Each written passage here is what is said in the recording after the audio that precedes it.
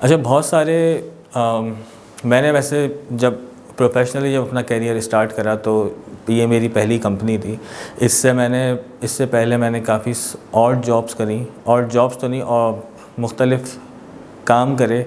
अपनी pocket money race करने के लिए, जिसके अंदर मैंने ट्यूशन पढ़ाया स्कूल के बच्चों को, अपने मोहल्ले के बच्चों को, डिफरेंट हमारी सोसाइटी के अंदर जो एक्टिविटीज़ होती थी 14 अगस्त पे, ईद पे, बकरीद पे, समर वेकेशंस पे, तो उसके अंदर काफ़ी ज़्यादा मैं एक्टिव था उन सारी एक्टिविटीज़ में। तो मुझे ज़्यादा कोई एक्सपीरियंस नहीं है कि मैंने 5-6 कंपनीज़ में काम किया हो, मुझे पता हो कि हाँ कैसे बॉस है, लेकिन हाँ मैंने बहुत सारे लोगों का इंटरव्यू ज़रूर करा है, और डिफरेंट डिपार्टमेंट्स में, फॉर एग्जांपल सेल्स में, डेवलपमेंट में, क्वालिटी एश्योरेंस में, एचआर में, एडमिनिस्ट्रेशन में, तकरीबन हर डिपार्टमेंट के लोगों का मैंने इंटरव्यू करा है। और उनसे मैं पूछता था आप किसको रिपोर्टिंग करते हैं, या आपके बॉस कैसे हैं, या आपके बॉस कितने इन्वॉल्व हैं आपके काम को लेके, चाहे आपकी जूनियर पोजीशन हो या सीनियर पोजीशन हो। तो नॉर्मली जो मुझे फीडबैक आता था वो ये आता था कि नहीं, हमारा चेयरमैन के साथ या कंपनी के डायरेक्टर के साथ या सीईओ के साथ कोई ऐसा, इवन के चीफ ऑपरेटिंग ऑफिसर के साथ भी ऐसा कोऑर्डिनेशन नहीं है, और हम अपने मैनेजर को या सीनियर मैनेजर को या वाइस प्रेसिडेंट को, इन लोगों को, या सीनियर वाइस प्रेसिडेंट को, इन लोगों को रिपोर्टिंग करते हैं। तो मुझे पता चला कि नॉर्मली जो चेयरमैन होता है कंपनी का, या जो बॉस होता है कंपनी का, उसकी इन्वॉल्वमेंट कंपनी में एम्प्लॉयज़ के साथ इतनी ज़्यादा नहीं होती, ना उसको सिखाने में और ना उससे पूछने में कि तुमने आज क्या काम करा मुझे बताओ। तो लेकिन जब हम बात करते हैं कि रेहान साहब कैसे बॉस हैं और उनका तरीक़ाकार क्या है कंपनी में लोगों के साथ,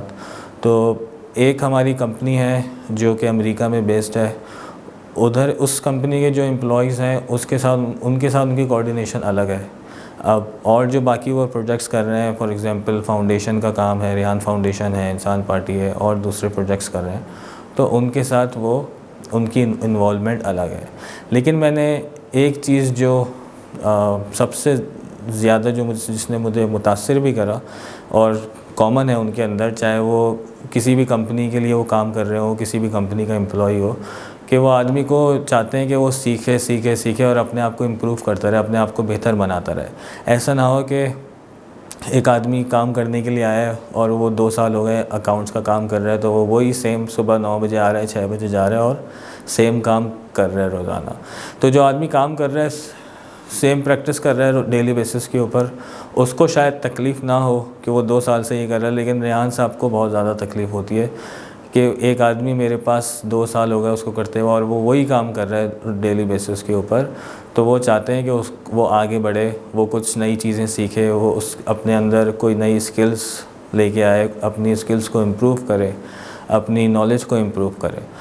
उसके लिए उन्होंने, अच्छा अब हर आदमी क्योंकि अलग तरीके का होता है और वो डिफरेंट प्रोजेक्ट्स कर रहे हैं, तो उनके साथ लोग भी अलग अलग तरीके के हैं, तो उन्होंने अलग तरीके के, अलग डिज़ाइन के कोर्सेज़ बनाए। कोर्सेज़ इसलिए बनाए कि अच्छा, अगर फॉर एग्ज़ाम्पल एक आदमी है सेल्स का और उसको नई इंटरेस्ट के किसी एक टॉपिक के ऊपर, तो वो और दूसरे बहुत सारे अपने रिलेवेंट कोर्सेज़ देख सकता है। अगर एक आदमी है वो वीडियो का काम कर रहा है, तो वो अपने हिसाब से कोर्सेज़ देख सकता है कि वो ऐसे कौन से कोर्सेज़ करे या क्या काम करे जिसको करने से उसके अंदर इम्प्रूवमेंट आएगी। तो जो मेरा जो एक्सपीरियंस रहा एज़ बॉस रेहान साहब के साथ, वो भी अल्हम्दुलिल्लाह बहुत अच्छा रहा और अच्छा है, इंशाल्लाह अच्छा रहेगा। जो चीज़ें मैंने सीखी उनसे, वो मैं कोशिश करता हूँ इम्प्लीमेंट करने के लिए अपनी टीम के साथ। लेकिन अभी क्योंकि मैं ऑलरेडी सीख रहा हूँ उनसे, तो मुश्किल होती है और उनके पास जाता हूँ जब मुश्किलात आती हैं कि इसको कैसे हैंडल करूँ, फिर वो गाइड करते हैं। एज़ अ बॉस वो बहुत ज़्यादा, एक बॉस होता है जो कहता है कि नहीं आज सुबह टास्क दिया है शाम को कंप्लीट हो। एक बॉस होता है जो कहता है कि आप ये काम कर लें, और अगर इसमें कोई प्रॉब्लम आ रही है तो मुझसे डिस्कस कर लें। तो रेहान साहब जो है वो उस तरह के बॉस हैं कि अगर आपको कोई काम उन्होंने असाइन करा है, उसके अंदर कोई प्रॉब्लम आ रही है, वैसे तो वो आपको काम करने का पूरा तरीका बता देते हैं जब असाइन कर रहे हैं, अगर फिर भी कोई प्रॉब्लम आती है तो वो आपके लिए अवेलेबल होते हैं कि आप उनसे पूछ लें। लेकिन पूछने से पहले उसको उनकी ख्वाहिश होती है कि आप पहले सर्च कर लें यूट्यूब पे या गूगल पे कि उसका सोल्यूशन, हो सकता है किसी को सेम प्रॉब्लम आई हो और उसने उसका सोल्यूशन वहाँ पे लिखा हो। अगर नहीं लिखा हुआ, आपको नहीं मिल पा रहा, तो फिर आप उनके पास जाके उनसे पूछ सकते हैं। तो एज़ अ बॉस और एज़ अ बॉस वो बाकी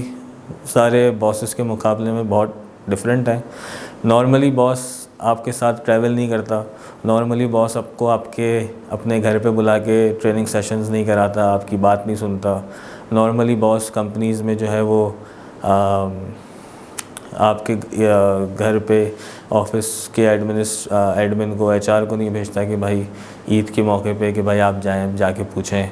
कि सब खैरियत से है, आप सेटिस्फाई हैं अपने बच्चे की परफॉर्मेंस से, आपका बच्चा जहाँ काम कर रहा है वहाँ पे आप उसके जॉब से मुतमईन हैं। ये सारी